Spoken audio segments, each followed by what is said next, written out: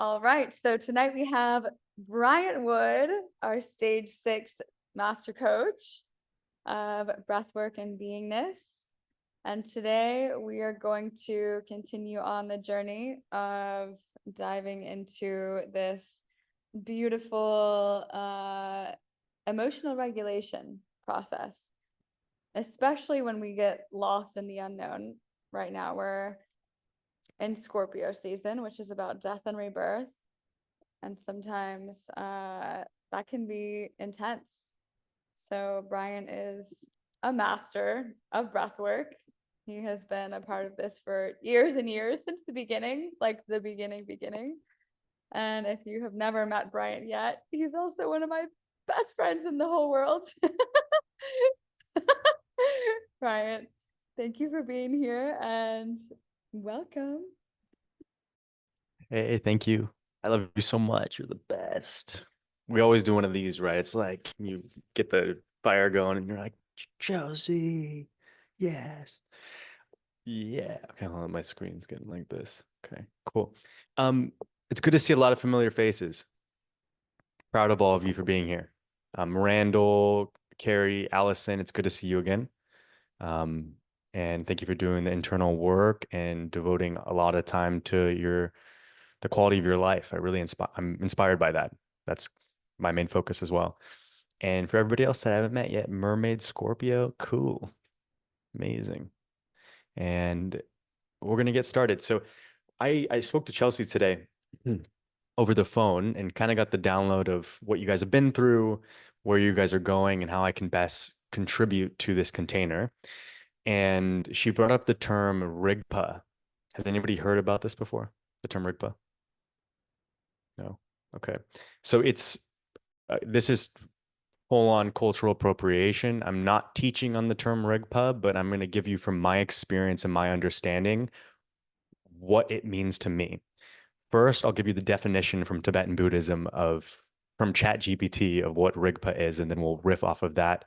But I'm not claiming as a white Western dude to know what RIGPA is, but I will give you my best possible explanation of the importance of this state.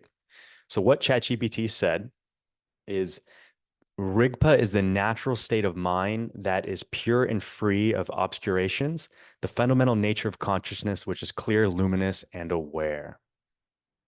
Who is a relationship by a show of hands with what I just communicated? Yeah, a pure, luminous state of mind. Okay, so a few of us. That's beautiful. So from my experience and my teachings and my studies, my version of this as an explanation is RIGPA. And again, we're going to let go of that terminology and we're going into something new.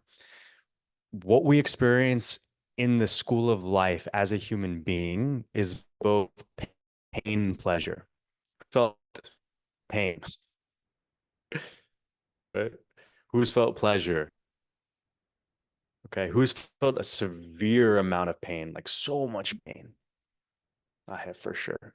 And who's felt like a lot of pleasure before? I've also felt that. Okay. Both of these experiences are within the direct experience of a pure mind or an expanded state of existence. What's happening is we're experiencing pain and pleasure within and without this expanded state of consciousness. And the reason why I'm so stoked on talking about this today is because if we were to pick a path of enlightenment that I would say, and I'm not saying I'm enlightened by any means, but I've touched spaces that have very much healed myself in miraculous ways. This path and this understanding of this space of consciousness that is encompasses all of pain and all of pleasure is a really beautiful thing to pick apart and begin to understand. Okay. I have some notes here too, so I wanted to go in this specific order because it makes sense. Okay. Okay. One of the key terms that I thought was really interesting in picking apart this concept was we can't only wish for the benefit of all beings. Has anybody ever set that intention where like I wish this for the benefit of all beings? You ever thought like that? or the benefit of my family or my loved ones or my relationships, right? It's not just you, but it's an inclusive of your environment, Is right? it And to like that where you start out with yourself and then you slowly expand and expand and expand until you include like literally everyone in the world? This is one system of practice that supports you in that realization. Okay. Yeah, very beautiful, right? So think of that. So I'm not only inclusive of myself, I'm inclusive of all beings, and I want it to benefit of all beings. When we're talking about this space of experience, we don't only want to wish for the benefit of all beings, we simultaneously want to wish for the ending of suffering in the world. Okay. Suffering, pain, and pleasure, right? The benefit of all beings, of course, we want all of that. And then there's also suffering, the ending of suffering. Okay. And just like Carrie said, we start off with the self and then we begin to become inclusive into the masses. So we're going into one, into many. The system that I'm going to explain to you goes from the gross, the most dense, into the most subtle. So we go body, emotions, breath, mind, and then into the direct experience of the state that I'm gonna explain, but ideally give you the experience of by the end of this conversation. Okay. And from my experience, if you master any one of these steps, you're only partially the way there, right? When I had a broken neck, broken back, 13 injuries, whatever, I was great at meditating, but my physical body was in constant turmoil, you know? And it wasn't until I went and got Western medicine and fixed these things and then realized, other scenarios where I began to solve my physical problems that then I was able to go into the emotions and the breath and the mind in a more effective way. Okay. So when we think of the body, we want to think of all of these parts are inclusive of this expanded state of existence. So the body is within it, the emotions are within it, the breath is within it, the mind is within it. And we work on all of those levels. When we clear all of those levels, think of it as a game. You get this direct experience and you realize this entire game was within this experience to begin with, within and without. So when we're talking about the body, when you sit down in meditation, and this really goes into what meditation is. When you sit down in meditation, your physical body can be extremely weak, right? How do you solve that? Take a nap. Okay. You could not even be able to sit down on your knees or sit cross-legged. I know I had this problem so many times because of my injuries, right? How can you fix that? Stretch, these very simple things. My technique with the body that's most supportive, that releases the tension in the muscles and tissues. So we're talking about gross here, right? The most dense thing, this physical body, is a technique called bone stacking. And this is basic 101 meditation, but there's a reason why it's taught everywhere. Bone stacking is when your feet are flat, okay?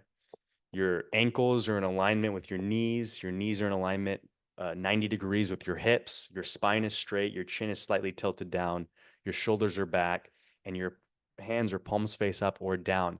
And the reason why you've heard this so many times is because when you get it right, when you get this right, everything relaxes because your bones are holding you up.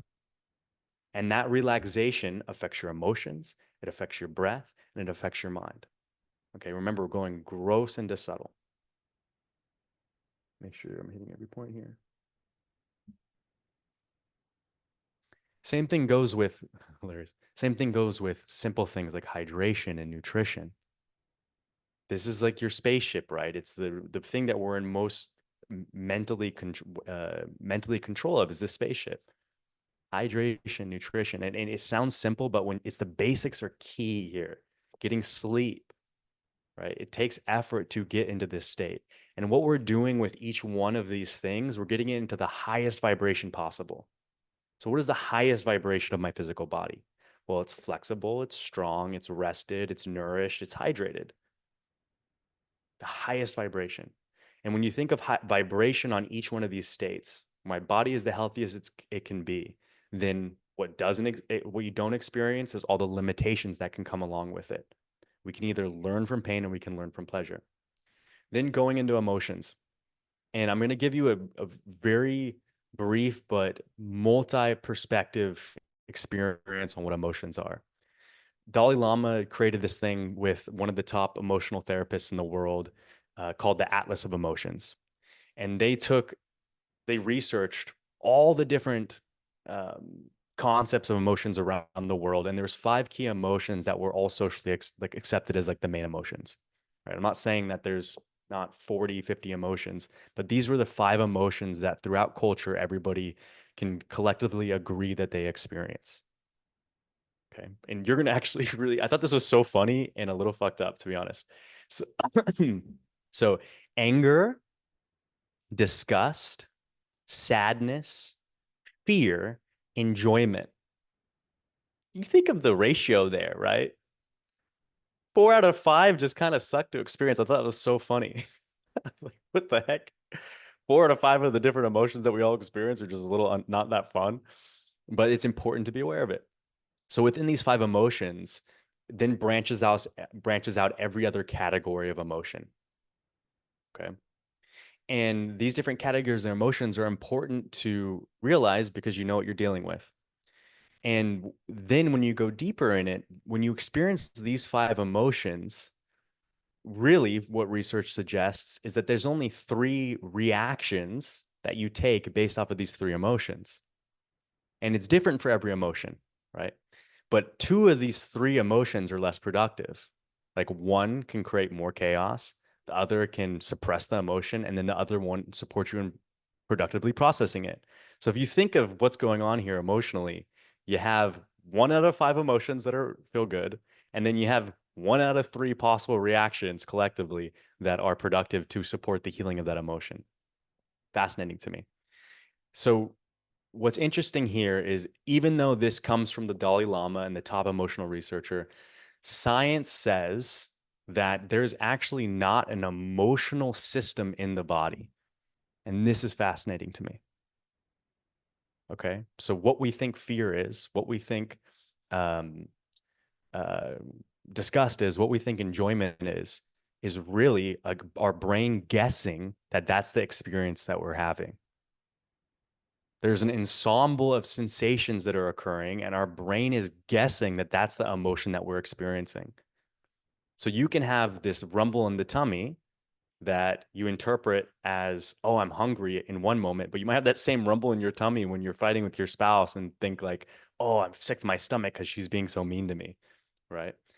Life scripts have a huge role in the interpretation of your emotions. Has anybody ever gotten to a point with their psychic or their therapist where you've discovered you don't love yourself enough? Right. That's a life script. And that's conditioned based off of your experience of life and what you've learned from your parents and culture. Life scripts are just guesses of the sensations that you're experiencing.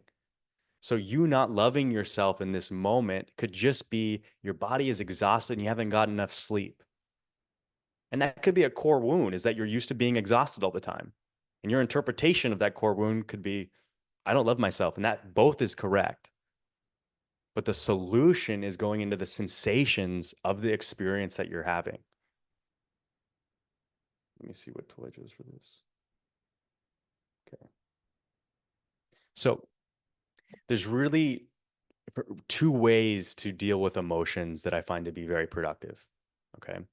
And this is really interesting to me. Has anybody done like a practice for 30 minutes? Like we're like, yeah, yeah. And then like, whoa, whoa. And then all of a sudden, all the emotional baggage you had just alleviated,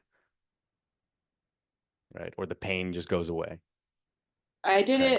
it took me an hour to do that. I did it twice, but it took me a full hour. Took you a full hour. So this is one path of healing emotions, and that's elevating your frequency. Right? You're moving, you're shaking, you're breathing, you're praying, you're doing whatever thing as sincerely as you possibly can. You're moving the emotions through your body, but you're not facing the emotions themselves.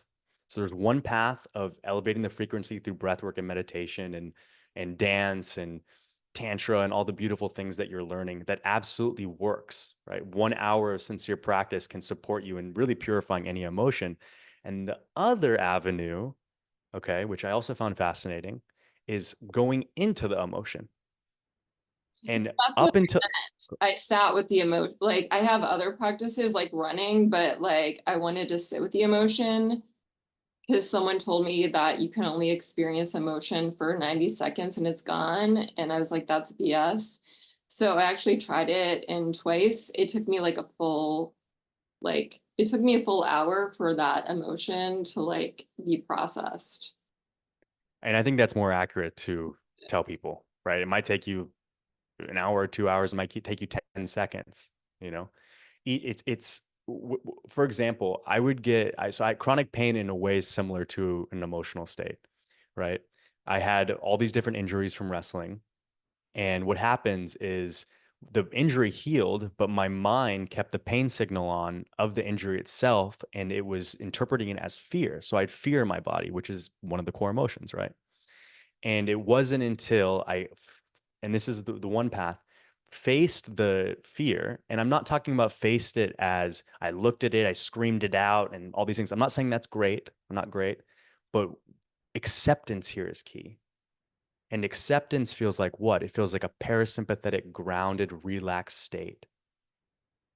So when we observe the emotions, we're shaking hands with it. We're finding its shape and its color and its texture, and we're holding it like this. Trauma doesn't need to be broken open. It needs to be held and loved and acknowledged to realize that this fear, this sensation is not that scary.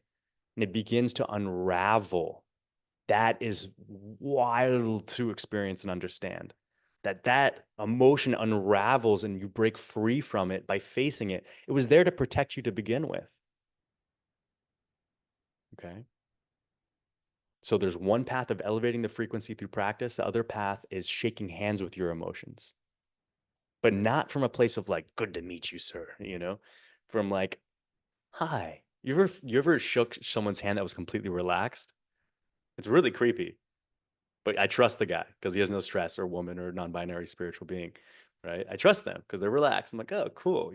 Same thing with your emotions. You're holding it. And I guarantee you, and you don't want to do this to a point where you exacerbate pain. So for example, if the anxiety is too much and you're trying to face it, go for a walk, take a bath, do something that can regulate you to a place where you can actually sit with the emotion itself. Very important. But when we're sitting with the emotion, we want to get into a relaxed state so that emotion, the safety around that emotion can support the unraveling of it. And I guarantee you, once you do this once and you realize it's a possibility, it'll blow your mind on everything. Like I healed so when I learned this, I healed all of my chronic pain in my body that I had for over a decade, broken neck, in 1 hour of meditation when I realized that was how to do it properly. 1 hour. Imagine that. Absolutely nuts. So then what happens is, sure, space gets created and you start feeling all these beautiful things, but we don't even want to worry about all the beautiful things. We want every single emotion in this process of gross to subtle to pass, right? Like taking a shower. Love comes up, it passes, right? You know, enjoyment comes up, it passes. Fear comes up, it passes, right? You kind of just keep moving. And this happens when you work through all of this emotional information or sensation, let's say, within your system. Everybody with me on this? Okay, great. Got some things on it. Now, my specialty, the breath. So the breath really, right? There's a perfect breath out there. There's a breathless state. And when I'm sitting in meditation now, I'm going to the body.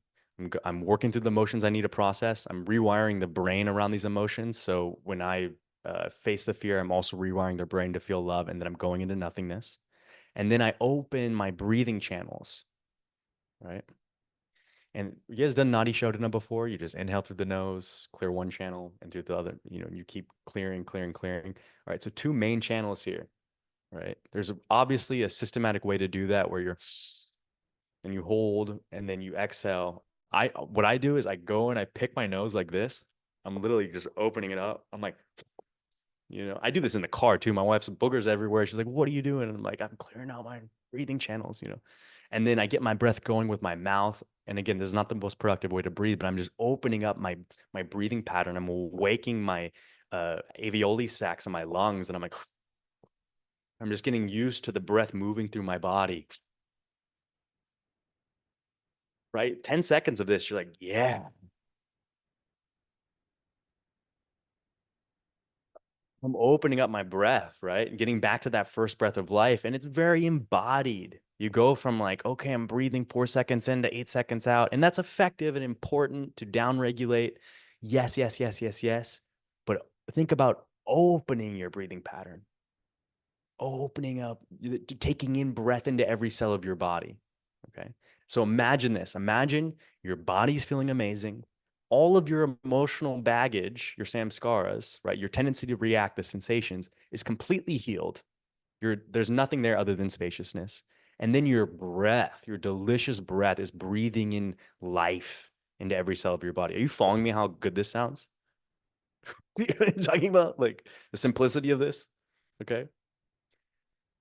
Um, so then going into so after the breathing pattern is opened, okay, I already feel like I'm buzzing with energy. Probably should ground it a little bit. After the breathing pattern is opened, you go into what is called a coherent breath. And the cool science behind this, I think it's Wisconsin produced a paper on this, but they analyzed all of these monks that have been meditating for 20 plus years. And as soon as they started meditating on compassion, so I love myself, I love all beings, whatever version of compassion meditation they were doing, they went into a high gamma brainwave, which science suggests is like the state of enlightenment. Again, you're experiencing all brain waves at once, but all of a sudden you have this like incredible flow of gamma brainwave. And this is the same brainwave that happens right when you have an aha moment. Like, oh, this works. It's that sensation of like, oh, wow. But imagine that just going because of meditation. Then the frequency of the brain opens, the heart opens, it connects. But the funny thing is they realized that these brain waves were happening, but simultaneously, guess what it was occurring somatically? Their breathing pattern was all at the same rate, all of them.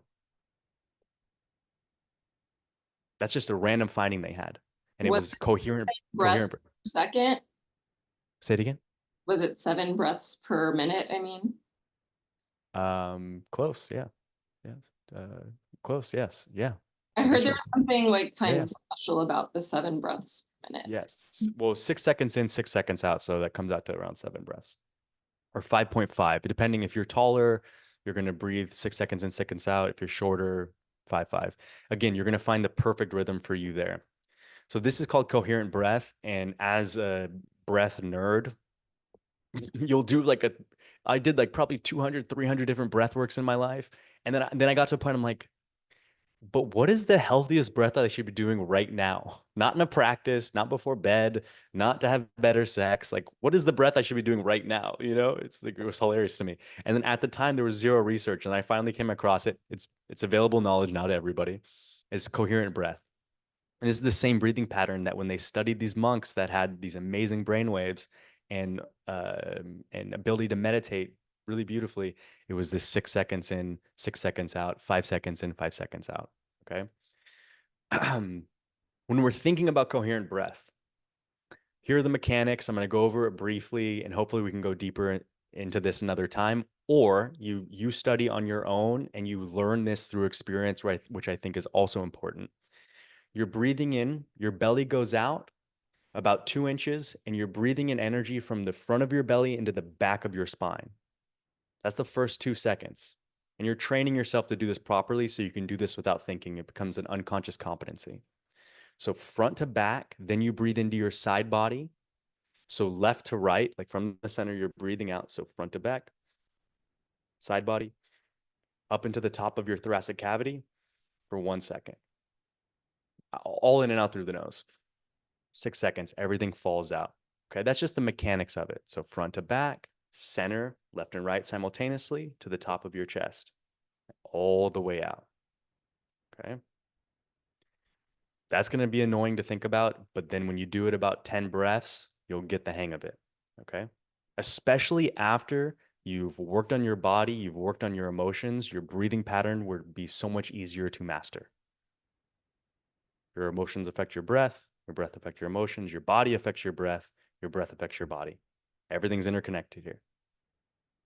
Okay. Then to go deeper on this perfect breath, you want to think of an ocean wave. There's 4 parts to an ocean wave. It goes out into the ocean. It transitions from the ocean back into the beach, transition from the beach back into the ocean. Okay. We have the inhalation. We have the transition from the inhalation to the exhalation. We have the exhalation, and we have the transition from the exhalation to the inhalation. Just like the mechanics of the breath, the 4 components of the breath itself are important to master to create this beautiful state of experience that I'm discussing with you. So when we breathe in, right, an ocean wave is smooth. And the transition is key. If you haven't faced your emotions and you have physical pain, your transition is going to look, it's going to, right? This is what it is. But then when you get to a point where your transition just flows out and it goes into the exhale, right? Goes into the beautiful space of consciousness and transitions from the exhale back into the inhalation. You follow me on this sensation? Imagine that, right?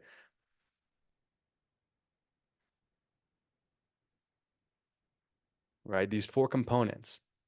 And again, when you're practicing this, eventually you'll get into an unconscious competency and you go from breathing consciously to what is called the breathless state. So you go from the ocean wave into the bottom of the ocean where the breath is breathing you. Okay, that's the most enlightened perspective on breathwork that I can give you from my years of experience. Everybody with me on this so far? This is hilarious. I love it. Is the breathless state where you're actually breathing, or do you actually not breathe? The concept of breathing or not breathing doesn't exist. From my experience, it's like if you're, let's say we're conscious right now, we're in like a beta brainwave, we're sharing intellectual information, we're going to be breathing in a certain rate, right?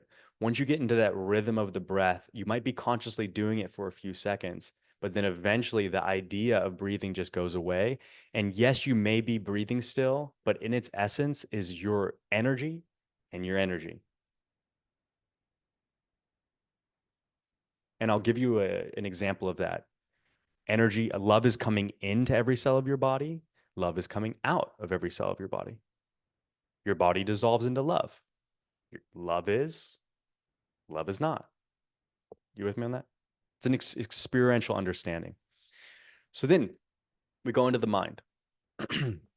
And if you've done all of these 3 other things to the best of your ability, your war or enjoyment of the mind is going to be much more effortless to discover itself.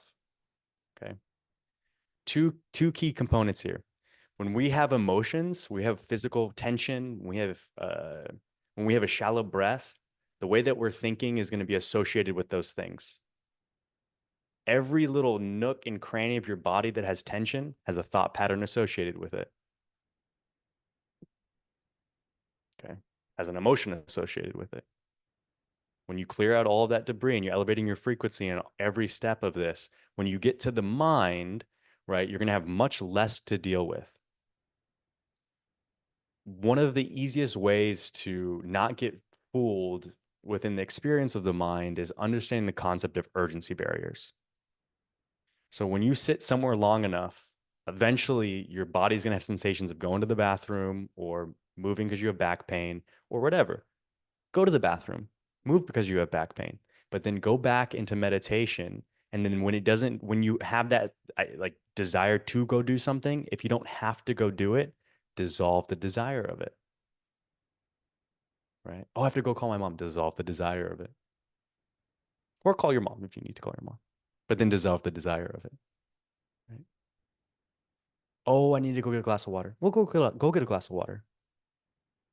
But then when you've had enough water, dissolve the desire of it. Okay. I'm not saying don't go do the thing, but know that you are being told to go do that thing. What is telling you to go do that thing is not you. It's an aspect of pain and pleasure that encompasses a beautiful state of peace. With all things to go do, within that is a beautiful state of peace. Doesn't matter how chaotic your life is or how much suffering you're in, Within that's a beautiful state of peace. With me? Okay, another thing here with the mind is the senses. Okay, 5 senses. Again, we can riff on this. There's many extrasensory perspectives. I'm talking about the 5 basic senses that support you in the purification of the mind itself. Okay, taste, smell, sight, hear. What's the other one I'm missing? Touch. Okay, so working with your senses within your mind is a beautiful way to support the healing of the mind. So when I am smelling something, smell it fully. Expand your sense of smell. My wife was like, "You just smell something on fire?" I was like, "No, I couldn't smell it." I'm like, "Oh shoot, I got to open up my nostrils. I'm definitely not present."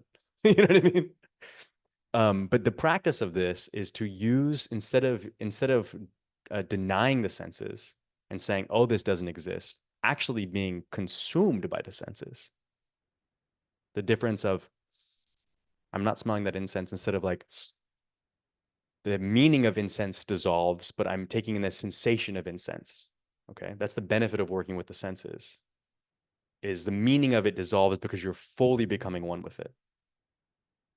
Same thing with hearing. I'm not just hearing the one frequency of my dog on the bed or the noisy thing in the headphones. I'm hearing everything that I'm capable of hearing, right? But I'm expanding the sensation of hearing to everything. And if you want a fun practice with that, go with 4D audio and type in Jericho. I like that song.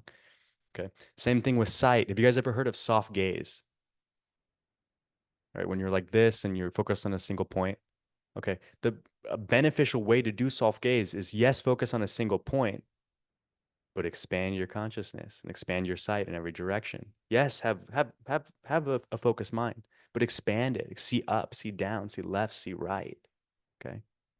What is that going to teach you? Well, it's going to teach you when you see the negativity in the world. Oh, I don't like his jacket.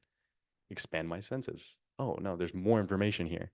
My meaning of this information is actually just limiting from me experiencing what it actually is, this beautiful state of peace. Okay. Same thing with taste. When you eat chocolate, have you guys ever been fed chocolate in a meditation or something? Right. And it's like, yeah, I feel it. Good. Right? There's a reason why people do that. Because you want to, when you have meaning onto the sensation, it dilutes the sensation itself because your brain's predicting what it's going to experience. It's not actually experiencing that thing. So when you get the chocolate, forget that you're eating chocolate. Think of it as sensation and the deliciousness of the first experience of the thing that is the thing. Wow.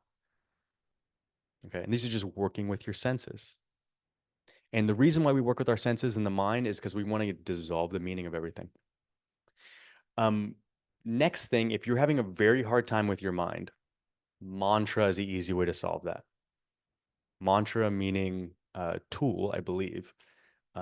You go from I'm thinking this way to I'm Om Vajrasattva Somaya Mane Palaya, and it's literally a Sanskrit word for thunderbolt of the mind. Don't ask me to repeat that again. I made it up. I'm just kidding. I have a tattoo on my body. But you're thinking about it over and over again, and your thoughts that were there dissolve into that tool. Okay. So now play with me in this world. My body is free of tension. My bones are stacked, right? I'm feeling rested. I feel good. I'm super hydrated. I'm nourished, right? Not too much food, just the right amount. Okay. All of my emotions are purified. Wow, it feels so spacious here. My breath is open. I mean, we're breathing at this perfect rhythm. Wow, peace is already existing within that. And then my mind, everything that was interpreting the emotions, the body, the breath is non existent anymore. And when I do notice a random fluctuation of thought, oh, it's not that big of a deal. It's not insidious. It doesn't have its claws in me. It just flows away. And then I soften deeper. Okay. And this is the beginning of a direct experience that will teach you the impermanence of existence and the expansion of existence. This experience teaches you about being the most contracted and the most expanded. Okay. So think about contraction as before we were thinking about it as like all the thoughts we didn't like, all the people we didn't like, all the sensations we didn't like. But really now, because you've cleared that all out, contracted is you're just a tiny little acorn, the smallest acorn that's ever existed, just so tiny, right? When we think expanded before this experience, we think like love and joy and yes, right? But that dissolves into just there's no walls, there's no floor, there's no ceiling. And it continues to expand to the edge of the universe and beyond that. So not only am I in this contracted tiny little acorn, but in this enlightened way, I'm also this expanded, beautiful, infinite existence. And this is pain and pleasure in an awakened, alchemized form that teaches you the state that's always been with you to begin with. Thumbs up if you're with me on this. Okay. And this experience is the pathway from my understanding of enlightenment. The reason why I'm not enlightened right now is not because the lack of techniques or tools or experience. It's because I fucking love pain and I love pleasure. And I just go into these wild experiences. I get ungrounded. I'm like, whoa, I got to get back to my skill set, you know? But if I just focused on this experience and embodied this in every moment, every breathing moment, I'm sure I'd be a pretty cool, amazing teacher. Agreed? Okay. So I can't tell you the what enlightenment is, but I can tell you the benefits of it. And here are the benefits. And we've talked about this before. First, peace. Wow. Second, more peace for a longer period of time. Third, peaceful reactions to previous scenarios where you did not act peacefully. Is that not amazing? Okay. And everyone has their own practices and techniques within this gross to subtle experience. You all know how to work with your body. You know how to work with your emotions. You know how to work with your breath. You know how to work with your mind. But train, work at it. You know what I mean? Actually do it. Do it, do it, do it. Train, train, train. Have you seen Mulan? It's one of my favorite training scenes. Woman pretends to be a man to save her father. Is with the boys. They're training to fight the, evil whatever, and they're working hard. Then all of a sudden they figure it out and they become a team. Not only do you excel as a warrior, everybody around you does as well. Not only do you eliminate your suffering, everybody else does as well. Not through your teachings, not through what I'm sharing with you, but through our individual experience of what we're discussing right now, and then that consistency through my environment. I'm not gonna say this. Like the benefits that people around me get, like, come on, I'm just kidding. But no, there is a direct experience when you're in a vibrational state that's high that it affects everything. All right. When I put a song on and I start dancing, which I do once a day, my dogs are so joyful. They start playing with each other, XYZ, and it's infectious. And that's how we change the world first.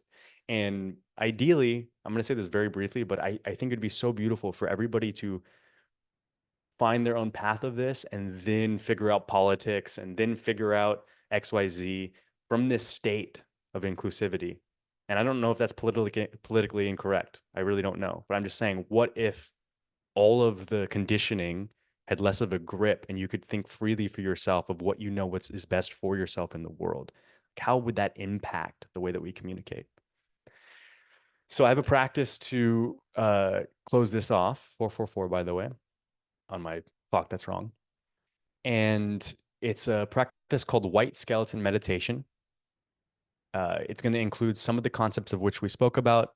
It's going to leave out others, but do your best to go into it. And hopefully you can take this practice with you as something that is effective in supporting you in experiencing this state. Okay. So you down to train a little bit? You guys down to train? Okay, let's do it. So bone stacking. Let's get into the bone stacking.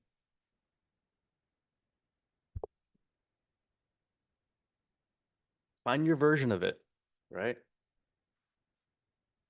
Well, it's funny. As soon as I stack my bones, a burp comes out. Wonder why. You know, I have a lot of like, I've been in a lot of fights and my hands are sometimes like this. I'm always working on softening my hands, which is interesting. Yeah. Okay. Give me a head nod when you got your bone stacking. Okay, cool. And now go into a soft gaze. Focus on a single point, but expand your perception of that point in every direction. Left, right, up, down, front, back. Don't think about it, just do it. Push your awareness forward, push your awareness back, left, right, up, down, but focusing on a single point gently. And now close your eyes if it feels comfortable to do so. So in white skeleton, when I count down from 3, you're just going to visualize the flesh and skin coming off the bones of your body. And within this visualization, you're releasing all karma. We're releasing the flesh and skin in 3, 2, 1. Just become a skeleton.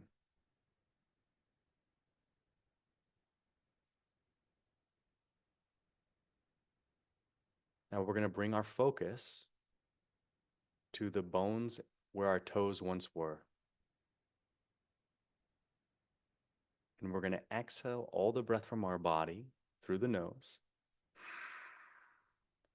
And as we inhale, we're feeling light expand into our bones. Breathe in.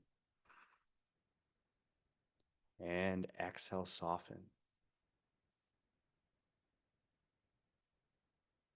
Good. Into the heels. Breathe in, expand light.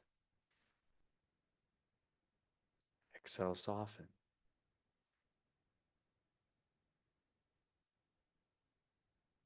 Into our shins. Fully focusing here. Breathing in light. Exhale, soften. Into the knees. Inhale, light. Exhale, soften.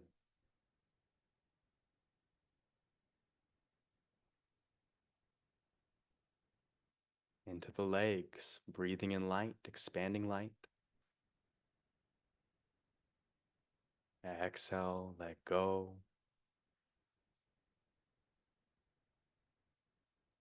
Into the pelvic girdle. Breathing in light. Exhale, let go.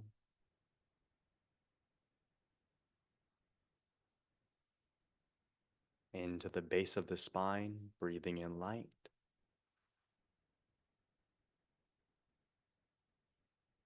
Let go.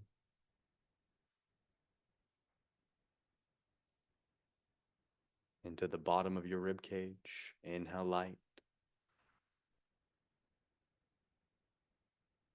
And let go.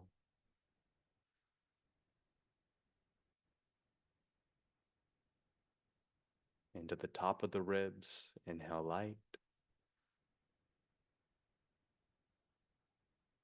And exhale, soften.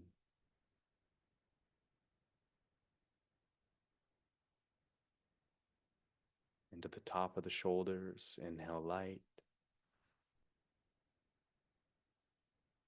Exhale, soften.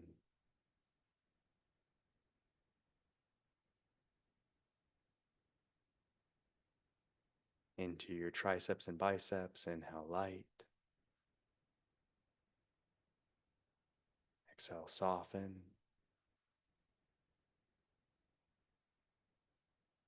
Inhale into your elbows. And exhale, soften. Forearms, inhale light. Exhale, soften.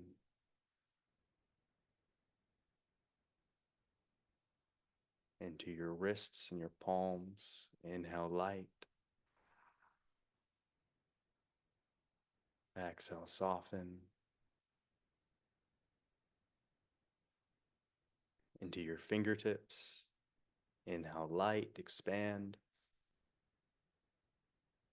Exhale, soften, let go.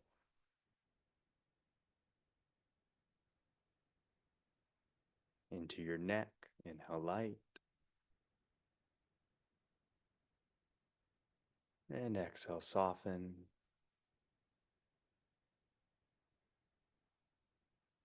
Into your skull, front and back, inhale, light. And exhale, soften.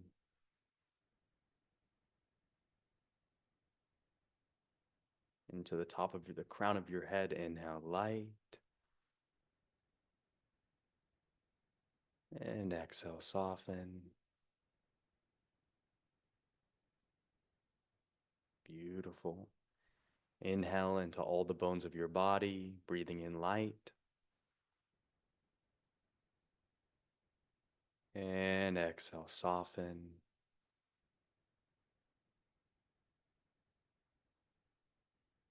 Beautiful.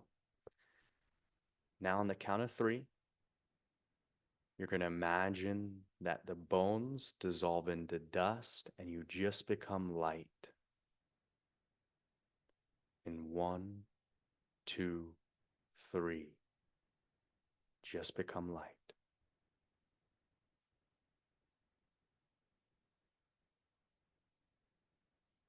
Now imagine the brightest white light possible.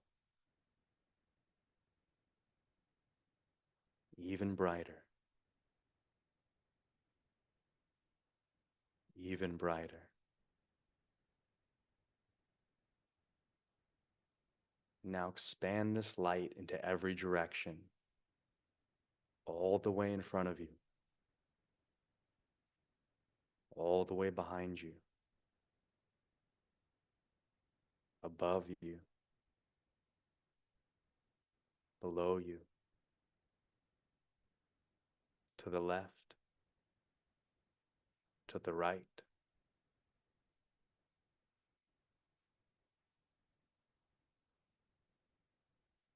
Expand it even more.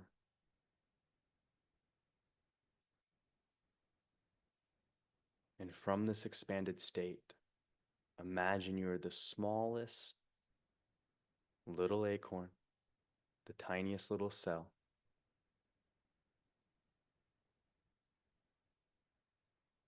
And when you inhale, you're larger than the universe.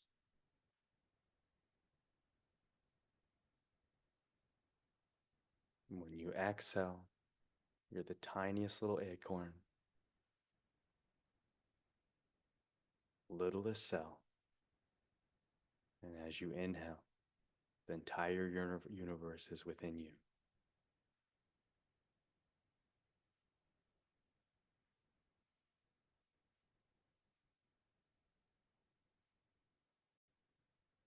Beautiful job.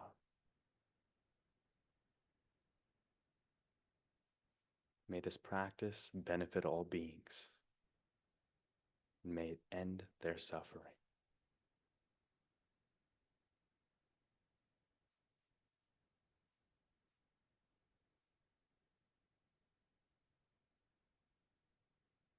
Gently, as you open your eyes,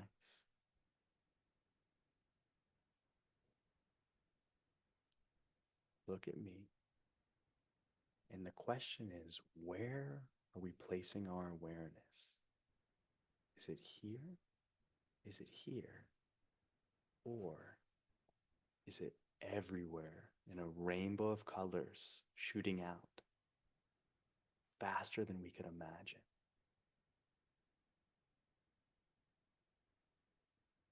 And from this state, notice that pain, pleasure, and the entirety of the experience of life is within us. Come back when you're ready.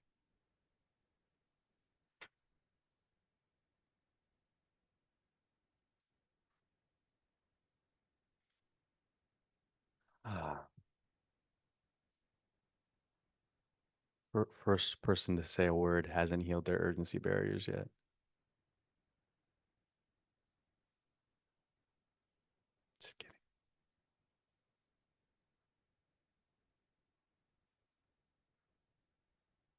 All right.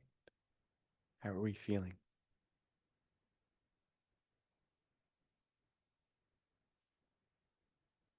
Allison, Marmaine, Carrie, how you guys feeling? Like I can meditate for an hour. Yes.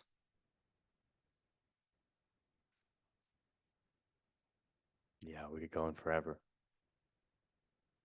And that's a beautiful sign.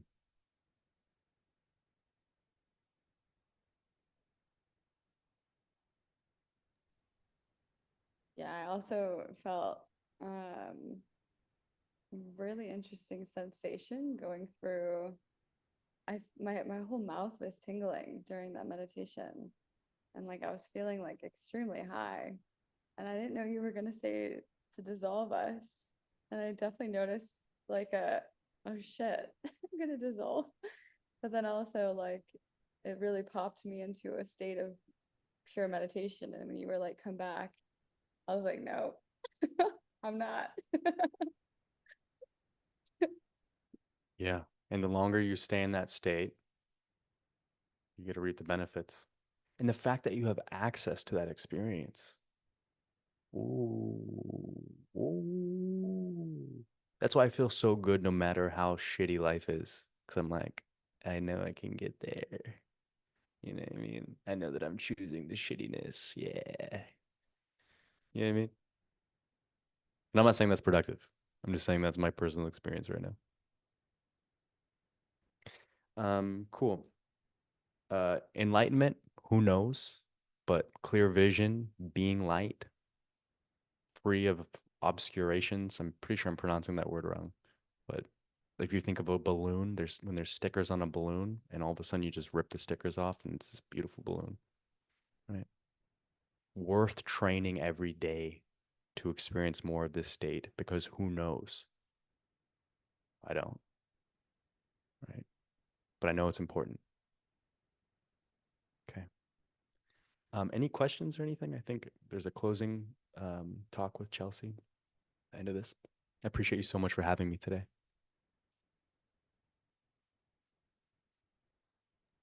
Does anyone have any questions for Bryant while we're here?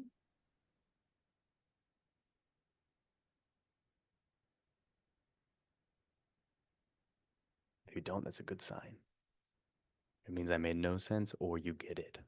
Oh, wait, I have I guess a question or a request. So I often do have problems with my mind. Can you give me like a nice juicy mantra that's not just one word so that I have to like really think about it and not think about other stuff? Have you ever heard of Kirtan? Yeah. Remember physical, emotional, breath, mind, ether, right? So if you're having problems with your mind, see what happens when you work on the physical, emotional, breath, and then, if you still can't solve your mind, then, you know, it's great. So Kirtan is a really fun thing to do. Someone sings a song, you sing it back. So Yeah, you're not I often go to kirtan. beautiful. So you're also exerting energy, which might support you in the energy in your mind as well. And then eventually you go from singing kirtan to then just saying the the mantra in kirtan to then just listening to kirtan to then the part of you that's sensing any of this stuff dissolves, and you can do that with the music still on, right? Have you ever seen like someone play their favorite song and they're going through grief and they're like, then they start laughing and it's like, then it's like back into crying. And but then it gets into like they fall asleep, because of the exertion. Same thing with the mind, right? What can you do to move that energy? And it's not one perspective, it's an infinite perspective. So for example, if Chelsea's mean to me, oh, Chelsea's a mean person. If I'm thinking that way and it's not, I can't stop thinking that, I know that that's a wrong perspective. That's creating me anxiety the way that I think about. It's the wrong perspective, right? Oh, Chelsea's doing the best that she can. All of a sudden, when I realize that, that thought dissolves. Does that make sense? The reason why we're thinking things so much is because we associate sensation to those thoughts. And the more sensation we give a thought, the more we think that thought. So of course, because I like Chelsea, she was mean to me. I'm going to think she sucks because I like Chelsea and I'm hurt and my emotions are associated with that sensations. But if I come up with the perspective is she's doing the best that she can and she's going, you know, I'm not taking it personally, then all of a sudden I kind of find the key to that maze. But again, going through the body, the emotions, the breath, and the mind is a really easy way to then deal with the mind. Good question. How was your thought process during the meditation? Me specifically, Yeah. I kind of related to what Chelsea was saying. I felt really relaxed and like that I could have just stayed in that state for quite some time. Good job. What's going to happen then is you're going to like meet Buddha or something. And then your mind will be like, oh, Buddha. And then it'll trick you. You know what I mean? Oh, this thing. And then it'll trick you. You know, so even when you fully figure out how to solve life's problems, right? Going to go solve life's problems, it's tricking you. It's really Bryant, fascinating stuff. Yeah. you said so the more sensation you associate with a thought, the more pain or suffering that you end up having when it comes to your mind and your thoughts. If you, let's say, are having a thought and then it becomes a sensation naturally, and it almost gets like enlarged, I'm imagining, but it can also happen with like joy and pleasure. Is the intention to like clear the sensation? So I didn't mean to say that all thoughts create pain. Yeah. Remember we're dealing with pain and pleasure here, both within encompassing this state of expansion that we want to spend time with to see what happens. Okay. Um, the way I rewire the way that I think is giving when I have like a, you know, for example, oh, I think of this breathwork technique, right? And I'm also thinking about the fact that this happened to me yesterday. If I want to think more about things that I like, I'm actively giving more emotions to those things. Again, is that what we're discussing in this conversation? No, it's the opposite. I'm creating more karma for myself in that way to experience more of that, to think that's the thing, right? When really dissolving sensation, which again, this is all productive, but what naturally occurs from this expanded state is what we want to experience. Yeah. So me going throughout the day, I have a good thought. I'm like, yes, it's a great thought. I love it. Right. More of these thoughts. Is that as productive as sitting in nothingness? Yes, and.